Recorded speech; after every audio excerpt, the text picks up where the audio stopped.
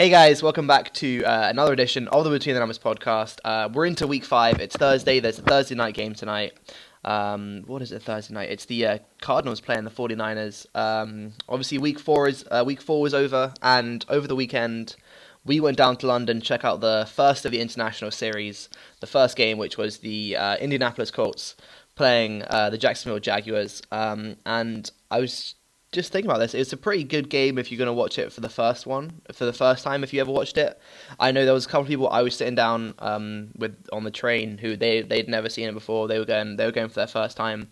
I know there was a bunch of people on the train as well there's one guy who'd been to every year he'd been to a game. Not as much as the guy you were telling me about who'd been to He's been to every single game. Yeah, every single London game. That's dedication.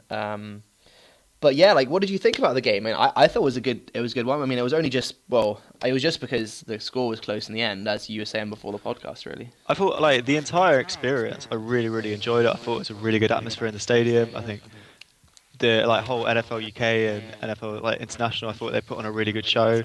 There was obviously all the razzmatazz before the game with Robin Thicke and all that stuff.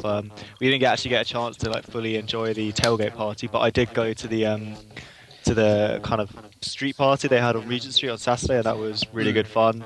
I did some cool virtual reality stuff. I got a picture, the world's most awkward picture with the Lombardi Trophy. Yeah, I saw that one. It was quite funny. Yeah. And they had they had cheerleaders there. They had interviews with former players, and that was really cool. And what I noticed, there was loads of people who'd come from all over Europe to come to watch these games. So I spoke to some guys from Germany. I heard people speaking Czech and other languages and French as well. And then the game itself, like you would say, if you had never seen an NFL game in your life, not even on TV, I can imagine you having a lot of fun. There was everything. There was interceptions. There was kind of big plays. There were sacks. There were big runs. There were big returns. There were field goals. So basically you had everything you wanted out of an NFL game if you've never seen it before. But I thought in terms of for us too, as people who we've watched a lot of NFL games, we're seasoned fans, we have our own podcast, we know a lot about the game. We know a lot about the game, really? Yeah, I feel like we do. We know our way around a gridiron. I think so, yeah. And I thought that it wasn't the most watchable game, but I enjoyed it because of the atmosphere. Because what I found out is both of these teams do look kind of bad. That Jags offense stalled quite a few times. Blake Bortles is still making weird decisions. But one plus point for them is I thought the Jags defense did actually look quite good. I thought Jalen Ramsey did a really good job, and Dante Fowler Jr., I thought he started to look quite decent as well. Obviously, I was making comments during the game that Miles Jack was making a lot of tackles, which yeah, I was quite happy about because I'm a big fan of his. And big thing I thought from the Colts was that they rely solely on Andrew Luck. Yeah, I was saying to you and our other pal who went along with us, all the Colts jerseys in the crowd, there's loads of. I saw every single NFL team represented there. But if it was a Colts jersey, you either had Peyton Manning or you had Andrew Luck. There was no one else I saw with any other thing. And it gets you thinking about the team. And you're they don't have anyone really that good on defense. I mean, they've got Vontae Davis on defense, great player. But the rest of their defense isn't, their defensive line, I probably couldn't name anyone on their defensive line. I'm trying to think right now. I can't think of anyone off the top of my head. I actually don't know. That's quite bad. But I mean, it was yeah, and that was just kind of personified in the game. Yeah, if Andrew Luck doesn't do anything well, the Colts aren't. Yeah, and they relied when it come. They lost. I mean, the Jags should have had that game zipped up by the fourth quarter, but they allowed the Colts to come back in. I thought that they made some weird time management decisions, but it was kind of the Colts were just waiting for Andrew Luck to come out and make a big play, because he hasn't got a good enough team around him. He can't do it by himself. All right, he has T.Y. Hilton, but he still has a terrible offensive line. And he needs and Frank Gore, he's obviously saying the same thing because the offensive line isn't being good for him either. Yeah, I think that they could benefit from maybe a second running back, do what a lot of teams have, maybe what the Falcons do, where they have Devontae Freeman and then they have the younger Tevin Coleman as well. Maybe the Colts should have drafted another younger running back just to take some of the carries off Frank Gore because he's old, and I think it all starts then is if they can establish a decent run game, it would free up the secondary and allow them to make more bigger plays down the field because Andrew Luck can do that. Yeah, I mean, like, it was just definitely them relying on him. I mean, as we were saying, like they don't have that many playmakers on offense, and it all really starts with your quarterback, doesn't it? Like if he's not, if it's him, like their defense isn't one like, it's not one to make a stop on to get a 3-and-out straight away.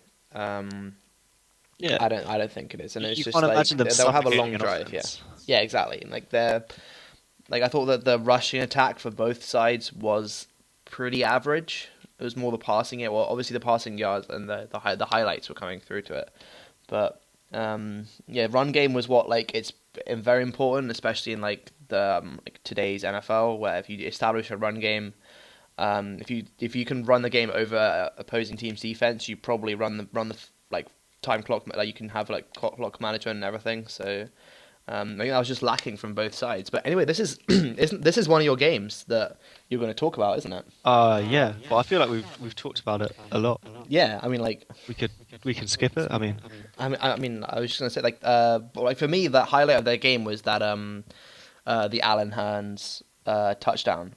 Because it just showed how bad the Colts' defense is. Their secondary, he caught the ball on the right hand side of the field, running towards the line, and then just one step, one cutback, and there's 4 defenders. You can see in the highlights, there's 4 defenders who get completely done by this one step, and he cuts back in field, and then just runs all the way, and he catches the ball about on the Colts 40-yard line, and just runs for a 50-something touchdown. Yeah, it was pretty cool. But I mean, that was one of my highlights. And I also liked one of the Jaguars strip sacked Andrew Luck in the first. It was in the first quarter. Well, maybe not a strip sack, but they picked him off. Yeah. It got deflected. Yeah, that's what it was. Yeah. That was probably one of my highlights of the game as well. I mean, one of my highlights of the game was the play that didn't actually happen. Was because it just looked cool. Was when the Jaguars they sacked Andrew Luck, but he thought he had him in sacks and he got back up and ran around. Oh yeah, I think he passed the ball out. I think it was to Philip Dorsett, and he then ran the ball all the way to the 1-yard line, and then everyone got really excited, and then it got pulled all the way back to the back to where they started. But I thought that was a really good. Well, first of all, I thought that was really bad officiating because I mean we could see from up. We were sat in the upper tier. And we were immediately told, well, you could tell he was down by contact already. And Gus Bradley had to throw the challenge flag to get that play pulled back. So yeah, and it was just one of the calls is you're that really shouldn't have been made by a challenge because the player who sacked him went off for was it Miles Jack? It might have been actually he went off he was celebrating. It was a little celebration. He was I've definitely brought him down touched the knee in, but I'm trying to think the only other thing I want to say of the game about it was the most the crowd. It's just completely different from watching the highlights of an NFL game in America than one here because you notice the crowd being really different. And you know how in America they'll it was the Jaguars yeah, get loud, third down, and everyone would just start booing the Colts. Everyone just started booing Andrew Luck in the Colts offense, and that was the British version of everyone getting loud and trying to disrupt the play calling. Was just booing everyone. Yeah, it was definitely you could tell it was a British crowd. Even when they had the kiss cam and all that kind of stuff, there was just such a reluctance to do it. Where British people are just no, don't tell me what to do. I'll do it in my own time. But I did think that. That thing was really weird, where they had the camera in the ball, and then they were just hitting the ball in the crowd. Yeah, I've seen that at a couple games. I saw that when I went to watch West Ham play this season in the Premier League. They had that I can't remember whose company it is, but the camera, the big inflatable ball you chuck into the crowd with the camera. But that, and then the people that get hype people, I thought that was pretty cool. We got to see what happens in the ad breaks. That's what I was really interested in actually. Yeah, I've never known what's happened. It was and they had so many the cheerleaders came on. They had the Jags D line, which some drumming group, which I thought was pretty good They actually. were quite cool. Um, I think I noticed from the fact that we were in the stadium the whole time how much like time they have between plays during the ad breaks. Because when you're watching it on TV and there's an ad break, you kind of like you go for it. You go to the loo, you maybe get a beer, but you fill up the ad break and you don't really realise that it's happened. And then when you yeah. watch it in the stadium, you're like, man, that's been like a full like minute and a half. We've just been sat here waiting for the next play. And like, Yeah, it's because you notice like they have time for like a cheerleaders to like like go on and dance for like a minute and a half, and then you have time to hear that like whole play from like the defensive from the D line, and then also, what was one thing I remember? The cheerleaders are called the Roar of the Jaguars. yeah, Um, I don't really understand that as yeah, a I didn't name. get that either. I kind of really I want to go to I really want to go to like a regular season game in America now Yeah. and see how you guys do it, how the Americans do it, and how that's like how they sort it out to be and like what they do during the ad breaks. Because no idea. Like if you go to a game in Jacksonville, we might even be in the pool. Um, Yeah. but oh, well. Uh, Right, we should probably move on. We've talked Yeah. about this game for a while. Yeah. I think obviously we were there, so I'll quickly go through one of my games that I want to talk about. It's the another AFC South matchup. I didn't realize we're doing all the AFC South teams. We are. Favoritism for week 4 review, I guess. So it's the Tennessee Titans took on the Houston Texans at NRG Stadium in Houston, and this is the first game the Texans had without J.J. Watt, and I feel that still like 20 points up against the Titans. I feel the Titans are a good enough team that should be putting up points on the board anyway. And I think if you hold them to 3 scores, you're kind of hoping that you guys can outscore them. And like so, with the winning play actually happened in the third quarter. The last minute was Will Fuller, the first round draft pick, returned a punt. It's his first ever punt return in the NFL, and he takes it for a touchdown to pull ahead to go 27-20 up in the third quarter. And obviously at that point, then you need to have your defense making stops. And well, I mean, like Marcus Mariota threw an interception. And then DeMarco Murray fumbled in the fourth quarter, but then he also recovered his own fumble. So I mean, I guess that's okay. But what I really wanted about this game was just that this was like one of the like what everyone was kind of thinking what Houston's defense is gonna be like without JJ Watt, and also like how do they bounce back from the shutout loss they had last week against the New England Patriots, and obviously the there's a little bit of a question mark over Brock Osweiler, and it's brought to those that Bill O'Brien has said that he's not really concerned about Osweiler throwing interceptions. I mean, like you can kind of criticize your quarterback to an extent, but if you're winning a game, you can't. You're like whatever. He can if we win a game, he throws some interceptions. That's fine. It's gonna hurt them later down in the. It's gonna hurt them later on. And one of the things about the Houston Texans, their offense is that obviously DeAndre Hopkins only caught one pass for 4 yards, with Will Fuller making like the bulk of the receptions, with 7 receptions for him, so 81 yards and a touchdown for receiving, and then that kick return touchdown. So it just seems that the Texans, with the loss that was happening on them, and I think they're now quite far ahead in the AFC South. I think they're 2 wins away ahead of everyone. Yeah, the Texans are 3-1. Everyone else is 1-3. So for right now, the Texans, their game plan it's working out really well. Yeah, I mean they're top of the AFC South now. I think the Titans have definitely got some issues that they need to think about. One is that Marcus Mariota threw a kind of another head-scratching interception where he was throwing the ball across his body, which is a big no-no in the NFL if you want to know some quarterback technique theory. But another thing, I don't know why they're not using Derrick Henry, the Titans. He's really good, and whenever he does play, he gets the yards, and they insist on using DeMarco Murray, who's been alright. He got 95 yards off 23 carries. Which is very respectable, well, more than respectable, it's good.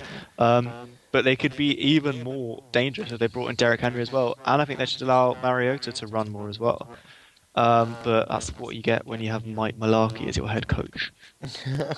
I mean, yeah, I think the thing for the Titans is they're not really sure how they want to establish their offense. it's because I think they're worried about running with Mariota in case like what happened last season, he gets injured, and well, that's just him. He gets injured. Yeah. So they're trying to hold him back when really that's like whole part of the offense. Like that should be one thing that they're trying to use against the team like the Houston Texans, because obviously their defense is like highly touted defense. But I mean, like if like you have to use both styles for Marcus Mariota to get to be the most effective with him. That's what I think. But I think no, DeMarco Murray going to the Titans is just like it's working well for him. It's quite a run heavy offense. So I think it's almost like 50-50 with the amount of attempts they make for both. I think it's a little bit more rushing. So I think like DeMarco Murray must be quite happy with where he's gone. But like I don't know. I just feel like the Texans are pulling away in this division, and I'm not really sure who can stop them because they seem to win all the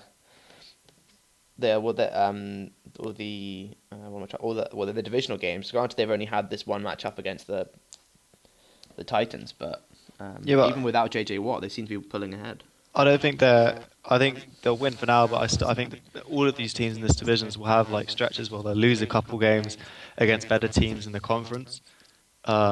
So I think this is still going to be like a kind of 9-7 division. Oh yeah, I think that is with the case. I was just thinking that like the Texans in the driving seat right now. Yeah. All right. Should we move on to? Yeah.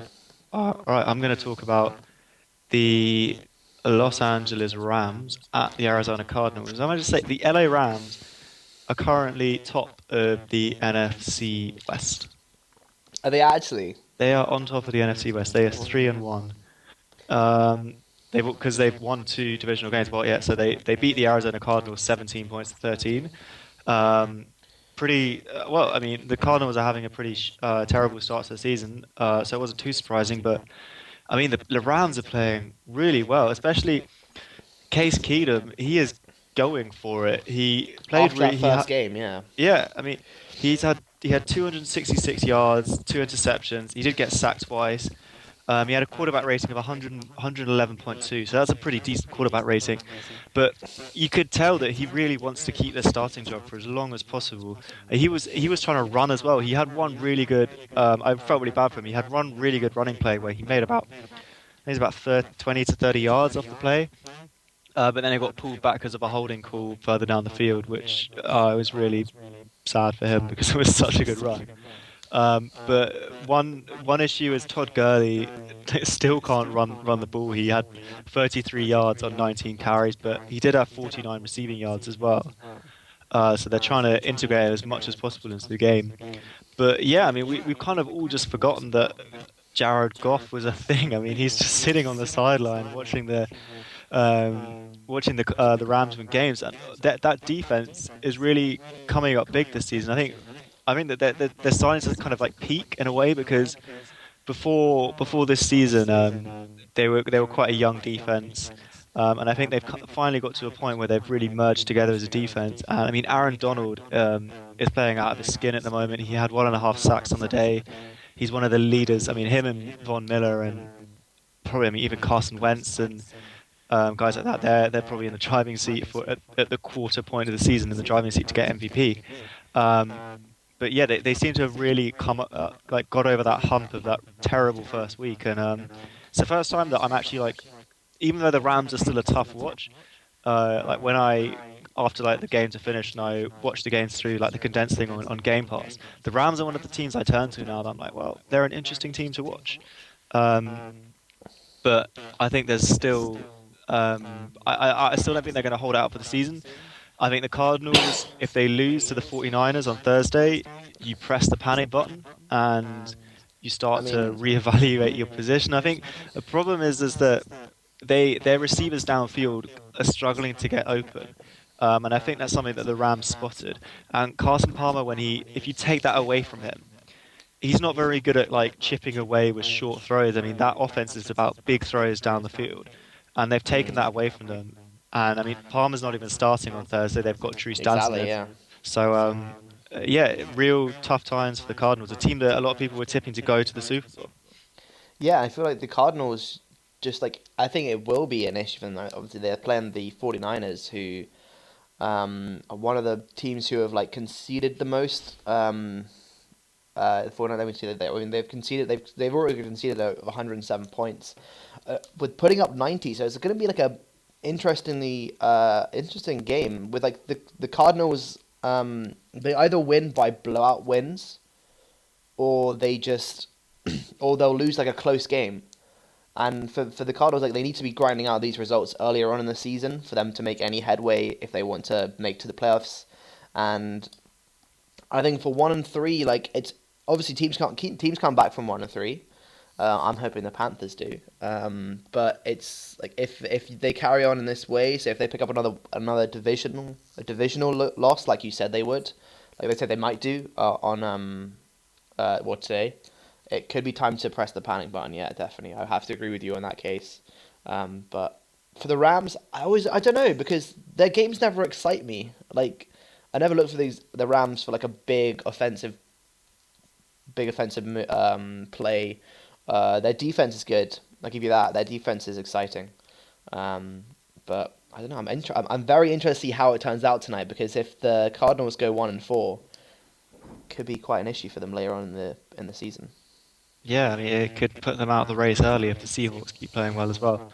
Yeah, with the Rams playing like they are, then maybe. All right. Mind if I go on to one of my games? Yeah, sure. I've got the Pittsburgh Steelers came back with a bounce back victory against the Kansas City Chiefs after being like the week before against the Eagles. What was they put up like 13 points?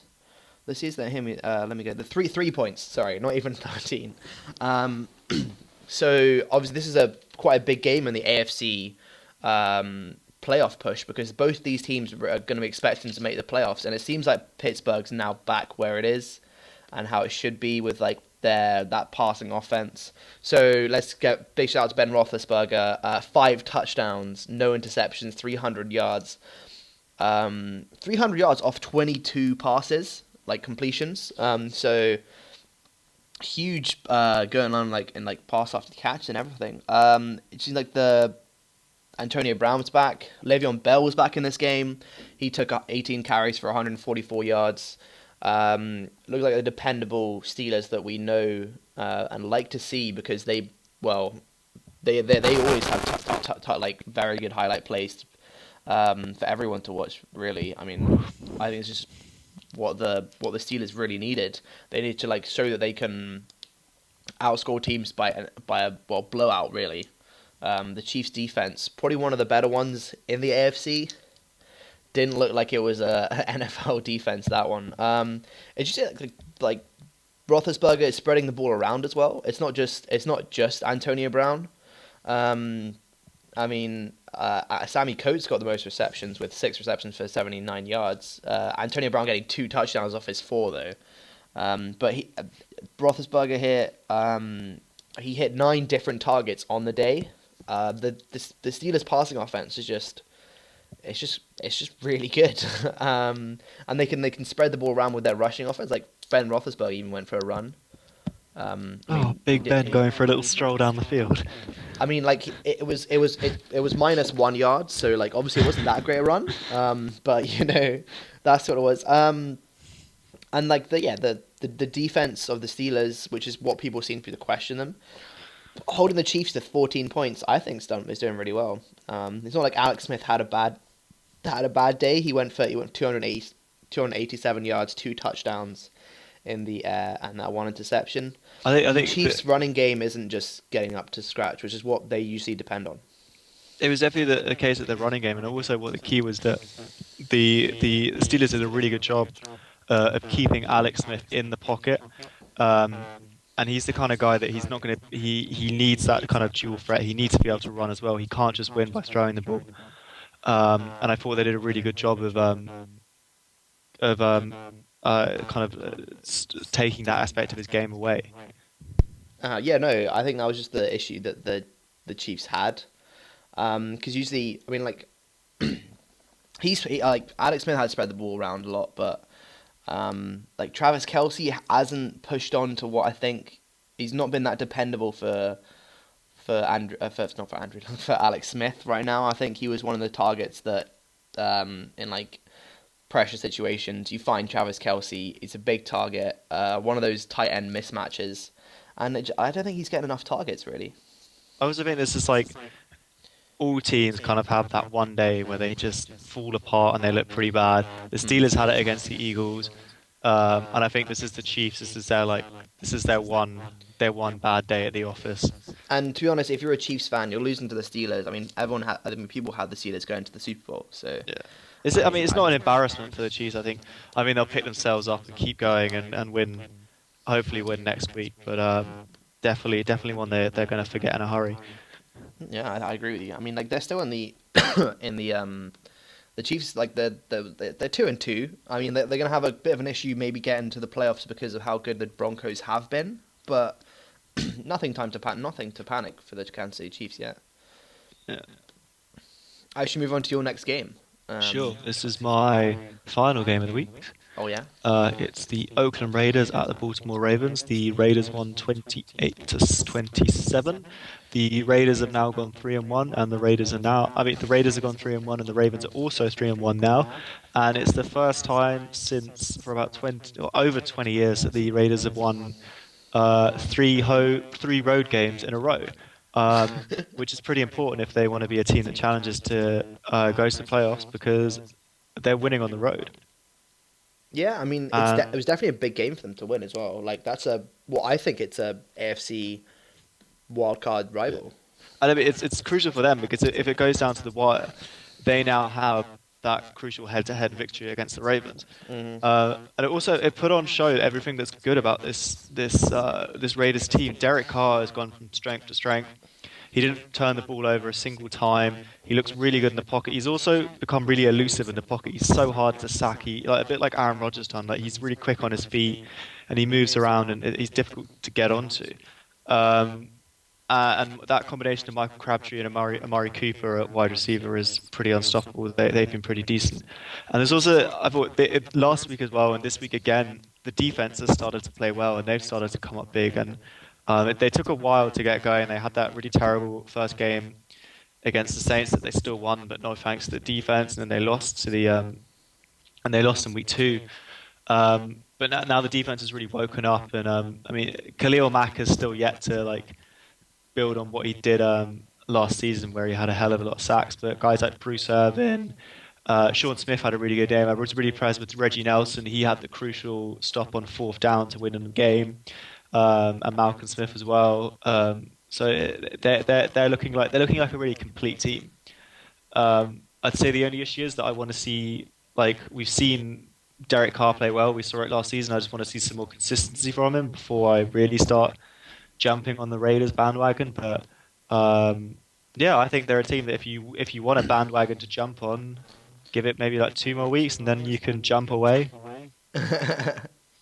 Who would you in 2 more weeks? Who would you even pick? I mean, maybe the Seahawks. Yeah, I mean, but there was that. I did see a meme earlier when it was. I think it was after the weekend, after the loss of the Falcons to the Panthers. It was the Panthers fans leaving the Bank of America Stadium in Charlotte, and it was just like, oh, I guess at least we have the Seahawks to now go back to. So all those bandwagoning fans would be going away, and there'll just be me repping the Panthers as we joint bottom of our division right now. But I mean, we've lost the head-to-head matchup as well to the Falcons, so that's not good. But yeah, but oh well. The Falcons will still. I mean, remember they went 6-0 last year. Yeah, it's true. It's very true. Anyway, about the Ravens game. I think this is very important for later on in the season, and it's just a game that I thought was it was really good to watch. Obviously, with the with it coming down to the last quarter, obviously. But I think Derek Carr. I was about to say David Carr, his brother, but 4 touchdowns in the day. Impressive. I have to say, and Crabtree looks like I saw he's getting back into it. Crabtree, he saw 3 touchdowns in that day. He had a hell of a day. It's just a really good passing attack that the Raiders the Raiders can work with. Yeah, they have a really good tandem on wide receiver tandem, and Latavius Murray as well. He's looking so good. I mean, it was good. I mean, the Ravens did rally in the fourth quarter. Yeah. But yeah, I think that like the defense for the Raiders is getting tough for the Raiders. It makes a stand, and it seems that like in that like last like when it was like the last drive for the Ravens when I think it was, I can't remember who it was, like someone sacked Joe Flacco and like it got recovered for the Ravens and they went on to go score. Um, I think it's just a pretty like that's what you want for your defense, like putting you in positions where you can go and score. Mm. All right, should we move on to your final game? Right, so yeah, so my final game is the who have I got? I have the Seattle Seahawks who went up against the New York Jets. Both teams hoping to make it to the playoffs. Very different realities of what seems to be happening right now, and it seems to be anything that Ryan Fitzpatrick can do, he does it quite badly. Yeah. Throwing 3 interceptions on the day. He's the normal Ryan Fitzpatrick again. Yeah, not the one from the 2015 season when he had he had a good season leading to this contract, and it was just the comments made from Brandon Marshall after the game when he was like, "I'm going down with Captain Fitzpatrick." Like, it was just the fact that he was like he'll be really annoyed if Fitzpatrick gets benched.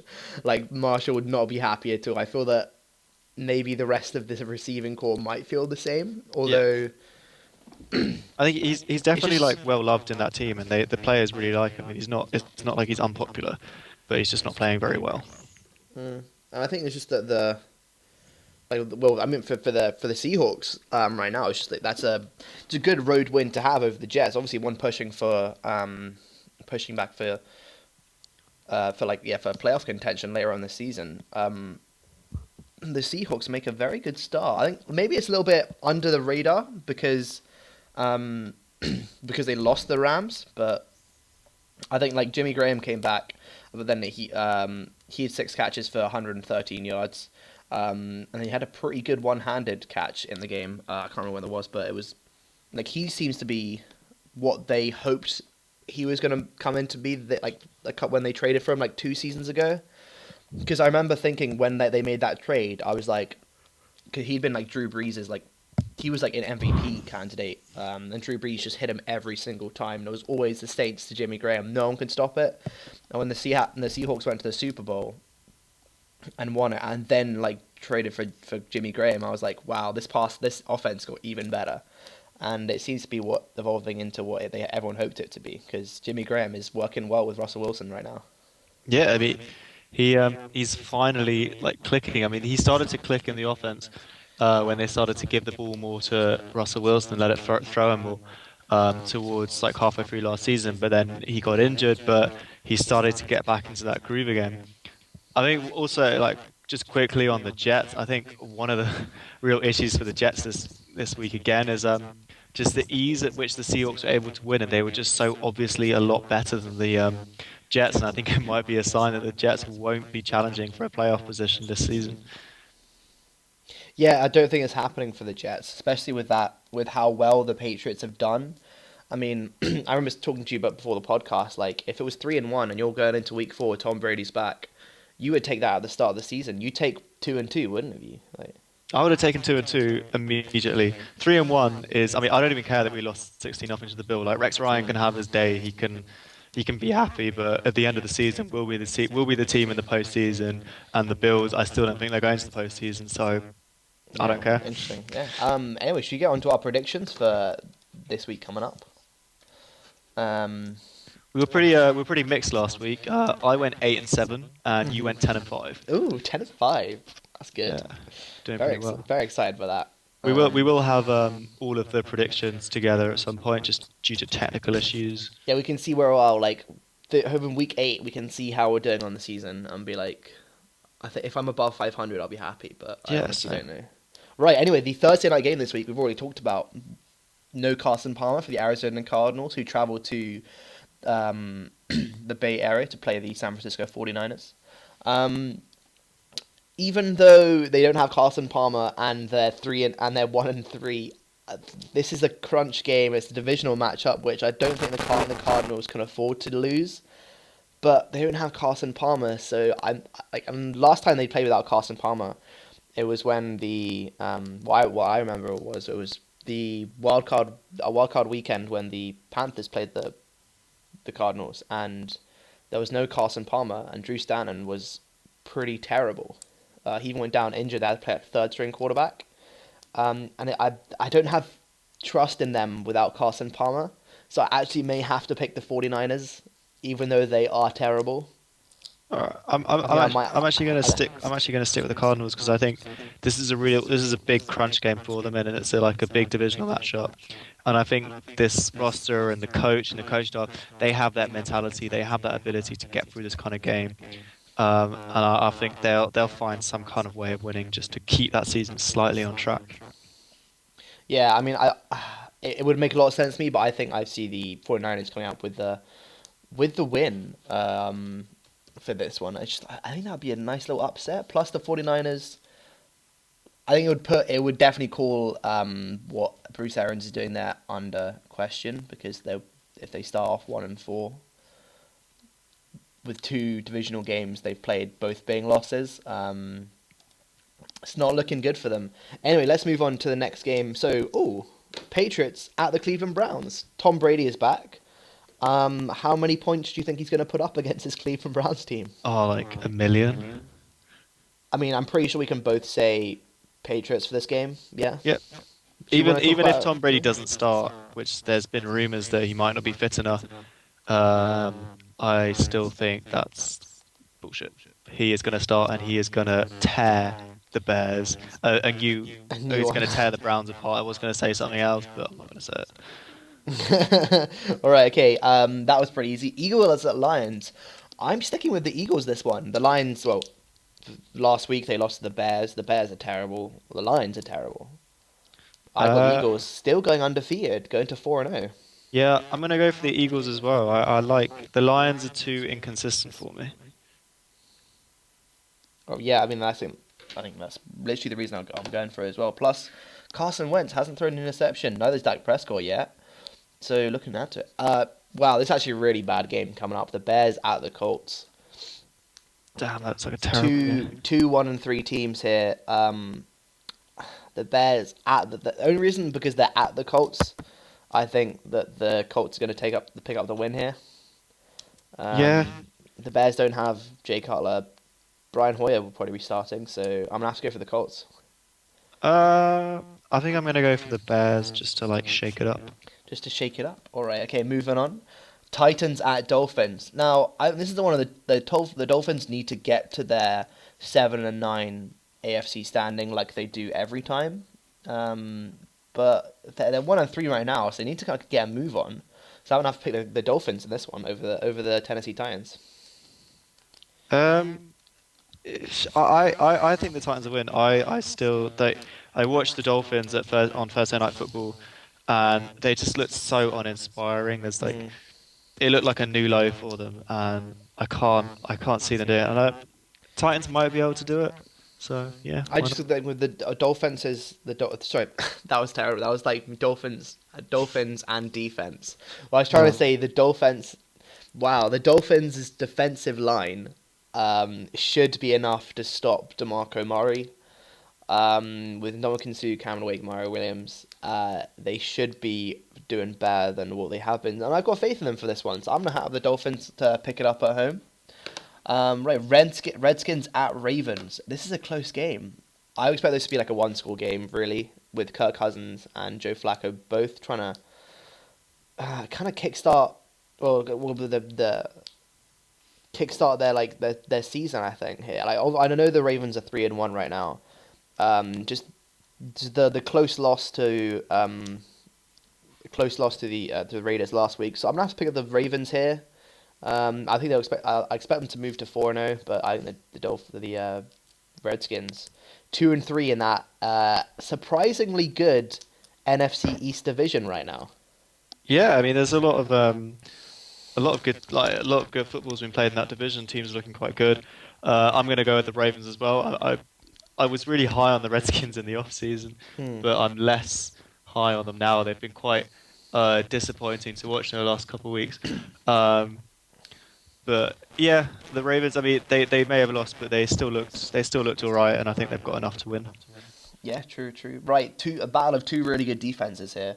We have the Houston Texans versus the Minnesota Vikings. And I think because they're in Minnesota, Minnesota are still unbeaten. Sam Bradford is doing really well there, surprisingly well. I think they're going to move to 5-0 with the and carry on being the number one seed in the NFC.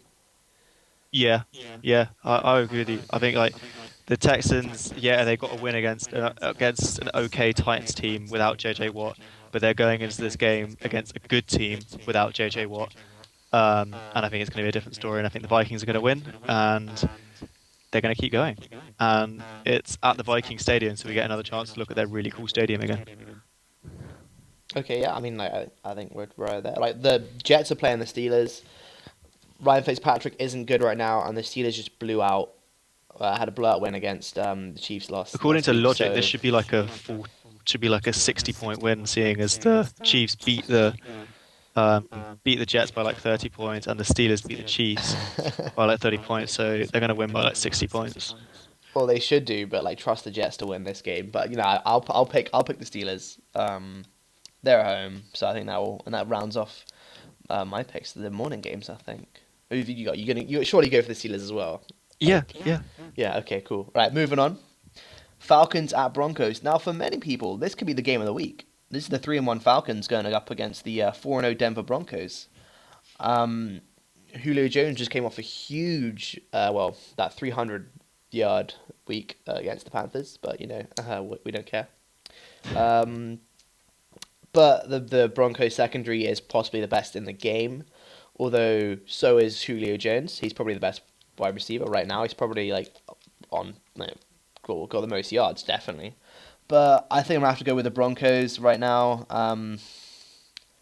I just don't trust Matt Ryan to be to start off to carry on the way that he is right now. So I'm gonna go for the Broncos. Yeah, I agree with you that I don't trust Matt Ryan to go up against a really good secondary. I mean, this isn't like okay. This is Aqib Talib had the game of his career against the Bucks. I mean, he looks unstoppable. So does Chris Harris Jr. Every time I pick against the Broncos, they win. So I'm going to pick the Broncos this week. And imagine if they win, if they don't win, and then I just look like an idiot. Well, we'll both look like an idiot because we both picked the Broncos there. Right, Bengals at Cowboys. Dak Prescott is yet to throw an interception. Do you think he's going to throw one? Yeah, I think he will, because that Bengals secondary is quite good. I don't think the Cowboys defense is good enough to stop the Bengals offense. So I'm going to have to pick the Bengals in this game. I'm going to go Bengals as well. It's Bengals as well, that's good. Right, moving on. The Bills are playing the Rams. Now, ordinarily, I think this is a terrible game. Like, there's two really good defenses here and two kind of average offenses. I'm not really sure how this game's going to go on, but just because it's in LA, I'll pick the LA Rams because Case Keenum's been playing playing his socks off really. And I don't know what the Bills are doing. I mean, like Shady might have a big game like he did last week, but not really sure. I'll have to go for just because they're home. I think the Rams pick this one, but it could go either way. It could go either way, and I'm going to stick with the Rams as well as the home team, and I think they're coming in with better form. Yeah, I think they are. So I think probably a good thing. But a shutout victory for the defense. Yeah, but I reckon like we planned that. Belichick planned that to be a shutout game, just to give them a full sense of security. Right, moving on. The next game is the Chargers at the Raiders. Now, this game I'm expecting to be like another because it's got the Chargers and the Raiders. This is gonna be like a really high points like a high number of points in this game. But I really don't know, because it's a divisional game and the Chargers always play so well in a divisional game. But I'm gonna have to go for the Ravens. No, not the Ravens. Sorry, the Raiders. They're at home and. Well, they beat out the Ravens, so I think it's a quality team. So let's go for the Raiders this week. Yeah, same as well. I think that the Raiders they they have a good team, and I trust the Chargers to like blow like a 16-point lead in this game or something. True, yeah, I wouldn't be surprised. Like their defense isn't that great. Right, moving on to the Sunday night game, primetime. New York Giants travel to Lambeau to take on the Green Bay Packers. The Packers, it's probably just because they had the bye week last week, but they're not really exciting me right now. I mean, they lost to the Vikings, but I'm expecting them. This could be another game if the Vikings carry on how they are, which is going to be prevalent for the NFC wildcard race. But I'll pick the Aaron Rodgers and the Green Bay Packers in this game. I'm gonna go with the Giants. The Giants, ooh, Odell Beckham seems to be, well, everything can stop him right now. He'll score some touchdowns, but then have a breakdown after the game or something. True. Right, Monday Night Football, Buccaneers at the Carolina Panthers. Can you pick against the Panthers in this game? No, I really can't pick. I have to pick the Panthers. We're home. We need to get the season underway, and I think maybe this could be the one. Seeing how the Buccaneers only put up 7 points last week, but that is against the Broncos. I'll be concerned if we lose this game. But I do believe that the Panthers can pick up a win here. Cool. What about you? Big on the Panthers as well? I'm staying with the Panthers. Oh, decent, right. If we lose, it's 2 divisional games we've lost already, and we'll be 1-4 and bottom of the division. But I'm picking us. I'm hopeful. I think we'll bounce back. I think we'll come back and hopefully pick up this division. Really need the Broncos to do a number on the Falcons to knock their confidence out there. Right, guys, I think that is it for this week. The team's on a bye week. Who was on a bye week this week? There's the Jaguars, the Chiefs, the Saints, and the Seahawks. So that's why we haven't talked about them for the predictions of this weekend. I hope they have a nice bye week. Yeah, we talked about this. Interesting enough, the Colts didn't choose to get a bye week after their London game. They specifically chose not to have that because they want a bye week later in the season. And fair enough. Like I wouldn't have.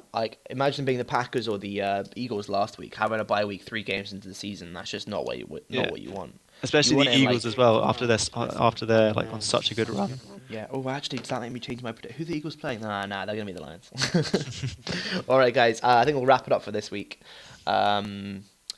Unfortunately, we're not going live to see a game this weekend. Quite gutting. But I'm excited for the Thursday night game and the games the weekend. Probably the one I really want to see the most. I kind of want to see how the Patriots work with Tom Brady back there. If it clicks straight away or if it's gonna like maybe take some time to build. But obviously we know the Patriots are always a good team in the latter part of the season. I really don't want to watch that Bills-Rams game. It looks terrible. Yeah. I don't know. I can't see it coming up on Red Zone at any point. Well. Any games you're excited for? I'm probably going to watch the Patriots-Browns game, definitely, just to watch how many points Tom Brady puts up and how annoyed he looks. I probably won't be watching the Panthers game because it's on a Monday night and it's on, like 2:30 in the morning for us, so might not be able to watch that. Yeah. I don't know. I'll try and then go to bed like 11. Anyway, guys, that is it for this week. We will see you all next week, hopefully with another great predictions from me. And if you don't mind me saying, well, your predictions hopefully are terrible. So I pick up the win. Right. Apart from that, guys, hope you have a good